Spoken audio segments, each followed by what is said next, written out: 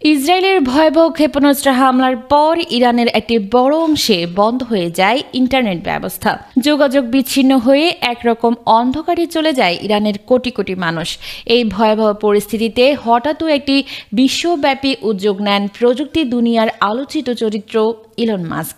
Net বিচ্ছিন্ন ইরানিদের জন্য mask তার প্রতিষ্ঠিত স্যাটেলাইট ইন্টারনেট সিস্টেম স্টারলিংক চালু করে দেন। মাস্কের এই প্রযুক্তির মাধ্যমে পৃথিবীর যেখানে ইন্টারনেট নেই সেখানেও স্টারলিংকের মাধ্যমে সরাসরি সংযোগ দেওয়া সম্ভব। আর এবার তার এই প্রযুক্তি প্রয়োগ করা হলো ইরানের যুদ্ধক্ষেত্রে। এর মাধ্যমে ইসরায়েলকে বুড়ো আঙুল দেখিয়ে ইরানিদের পাশে দাঁড়িয়ে রীতিমতো বিশ্বকে চমকে দিলেন ইলন মাস্ক। স্টারলিংক সংযোগ সক্রিয় হওয়ার পর আবার ইন্টারনেট ব্যবহারে সক্ষম হন ইরানের সাধারণ মানুষ। তারা যোগাযোগ স্থাপন করেন পরিবার, চিকিৎসা সেবা, সংবাদ এবং জরুরি তথ্য আদান প্রদানের জন্য। নিজের এই পদক্ষেপের ঘোষণাটি মাস্ক দেন মাত্র 3টি শব্দে।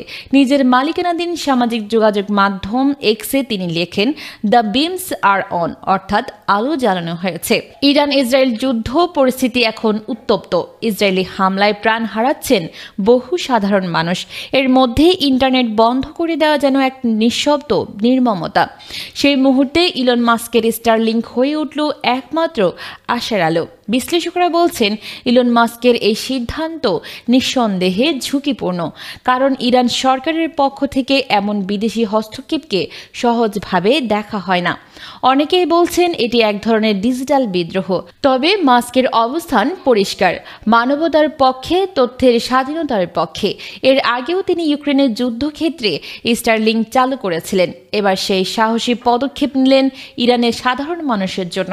অনেকে একে বলছেন ইলন মাস্কের পাগলামি, আবার কেউ কেউ বলছেন এটি একজন প্রযুক্তিবিদের মানবিক চেতনার বিকাশ। তবে যাই হোক না কেন, একটি বিষয় নিশ্চিত যে তথ্য কখনো থেমে থাকে না।